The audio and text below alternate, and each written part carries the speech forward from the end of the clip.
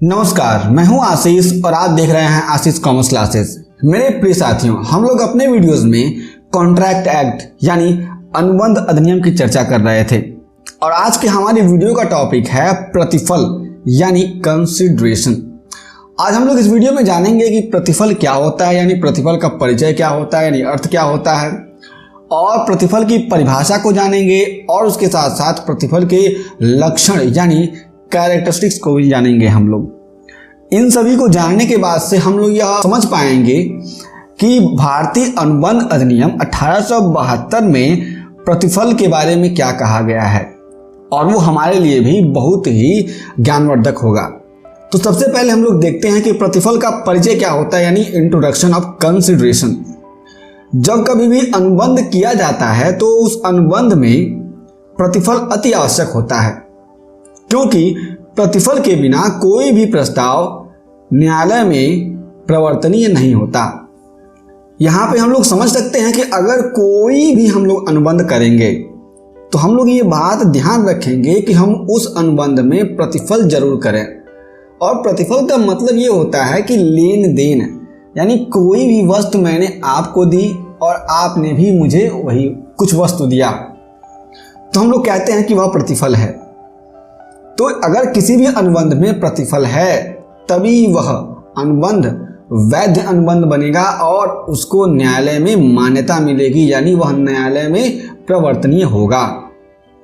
इसके अलावा नहीं हो पाएगा। साधारण शब्दों में यह कहा जा सकता है कि बिना प्रतिफल के कोई भी अनुबंध नहीं किया जा सकता। प्रतिफल का साधारण अर्थ अनुबंध करने वाले पक्षकारों में आपस के लेन देन से है, जिसके अंतर्गत एक पक्षकार दूसरे पक्षकार को उसके द्वारा दिए गए मूल्य के बदले कुछ देता है।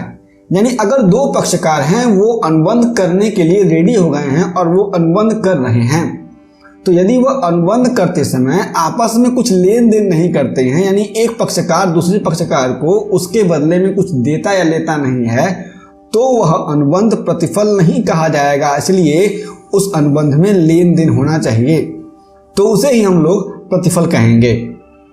उदाहरण, मुकेश ने मोहन का कार 2 लाख रुपए में खरीदा, जिसके लिए उसने मोहन के कार के बदले में जो 2 लाख रुपए दिया उसको प्रतिफल कहा जाएगा। मुझे लगता है कि इस उदाहरण से आप सभी को समझ में आ गया होगा कि प्रतिफल होता क्या है। अब हम आते हैं परिभाषा पर। भारतीय अनुबंध अधिनियम की धारा 2D के अनुसार वचनदाता की इच्छा पर जब वचन ग्रहीता या अन्य किसी व्यक्ति के द्वारा पहला कुछ कार्य किया गया हो, दूसरा कुछ कार्य किया जाता है या कुछ कार्य करने का वचन दिया जाता है, तो ऐसा वचन दूसरे वचन का प्रतिफल होता है। यहाँ पे कहा जा रहा है कि अगर कोई व्यक्ति है जो वचन देता है तो उसकी इच्छा पर, जो उसकी इच्छा है, उसकी इच्छा के बदले जो वचन ग्रहीता है उसके द्वारा या अन्य किसी व्यक्ति के द्वारा अगर कुछ भी कोई भी वस्तु दिया जा रहा है, चाहे कुछ कार्य किया जा रहा है, तो इस तरह का अनुबंध जो है, इस तरह का जो वचन दिया जाता है, ऐसा वचन दूसरे वचन का प्रतिफल बन जाएगा। यानी एक के बदले एक दिया और लिया जा रहा है। पुलाक कहते हैं कि प्रतिफल वह कीमत है जिसके बदले दूसरे व्यक्ति का वचन खरीदा जाता है तथा इस कीमत के बदले प्राप्त वचन को प्रवर्तनीय कराया जा सकता है। पुलाक की ये परिभाषा हम सभी को समझनी चाहिए कि अगर कोई भी प्रतिफल हो रहा है तो उस प्रतिफल के बदले हम लोग कोई कीमत चुकाते हैं और उसको हम लोग, अगर प्रतिफल है तभी ही हम लोग क्या कर सकते हैं, प्रतिफल के द्वारा ही किए गए अनुबंध को प्रवर्तनीय करा सकते हैं। अगर प्रतिफल नहीं है तो वह अनुबंध किसी भी परिस्थिति में प्रवर्तनीय नहीं हो सकता। हम लोग प्रतिफल के लक्षणों की चर्चा करते हैं, यानी कैरेक्टरिस्टिक्स ऑफ कंसिडरेशन, जिसमें पहला है प्रतिफल वचनदाता की इच्छाओं के अनुसार होना चाहिए। ये सत्य बात है कि अगर प्रतिफल हम लोग कर रहे हैं तो वचन जो दाता है, वचन जो दे रहा है, उसकी इच्छा के अनुसार ही होना चाहिए। अगर हम लोग उसकी इच्छा के अनुसार प्रतिफल में बंद करके अनुबंध नहीं करेंगे, वो अनुबंध बनेगा ही नहीं। प्रतिफल वचन ग्रहीता अथवा किसी अन्य व्यक्ति की ओर से हो सकता है। प्रतिफल जो है या तो जो वचन जिसने ग्रहण किया है, जो वचन ग्रहीता है उसके द्वारा, या फिर उसके जो भी लोग हैं, या फिर उसके अलावा अगर कोई व्यक्ति है उसके द्वारा भी प्रतिफल हो सकता है।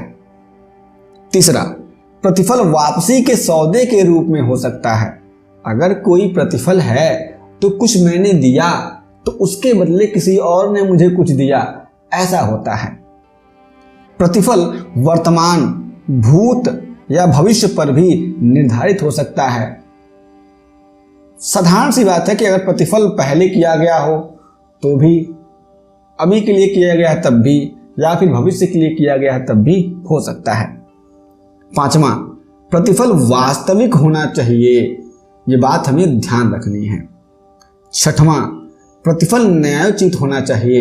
यानी हम लोग प्रतिफल में अगर हम लोग अनुबंध कर रहे हैं तो किसी का भी अहित न हो, किसी की इच्छा को हम लोग दबा नहीं रहे हो। यानी किसी के कनपटी पर हम बंदूक रख के कह रहे हैं कि तुम मुझे प्रतिफल दो, और तुम्हारी यह कार 5 लाख की है, तुम मुझे यह कार 3 लाख में ही दो, तो वह न्यायोचित नहीं है।